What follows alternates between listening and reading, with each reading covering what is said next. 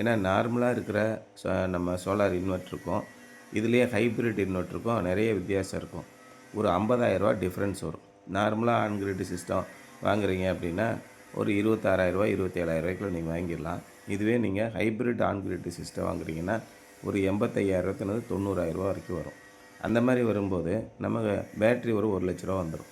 அப்போ ₹1,50,000 கூடுதலாக போட்டு வாங்குறதுக்கு பதிலாக ஒரு ₹20,000 ஒரு சென்சாரு, ஒரு ரிலே காயிலு ப்ளஸ் ஒரு MPPT டெடிக்கேட்டடாக டிசி வயரிங் போட்டு தனியாக பண்ணிட்டோம் அப்படின்னா ₹20,000லேயே நமக்கு பேக்கப் கிடச்சிரும்.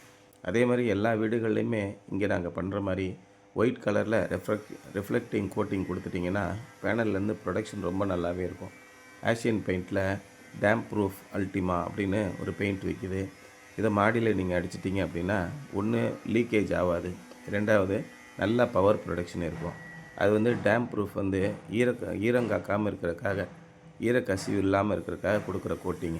அது நல்லா ஒயிட் கலரில் இருக்கிறதுனால இதை அடித்து முடிச்சிட்டிங்கன்னா நல்ல ரெஃப்ளெக்டிவ் கோட்டி இருக்கும், நல்ல பவர் ப்ரொடக்ஷன் ஆகும், அதே நேரத்தில் லீக்கேஜும் இருக்காது.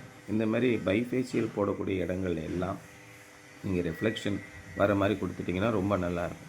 இதே ஷீட் ரூஃபிங்கில் நீங்கள் போகும்போது ஷீட் ரூஃபிங் மேலேயும் எனாமல் பெயிண்ட் கிடைக்குது. அந்த எனாமல் பெயிண்ட்டை நீங்கள் அடித்து விட்டுட்டிங்கன்னா நல்லா உங்களுக்கு பிரமாதமான ரிஃப்ளெக்ஷன் இருக்கும்.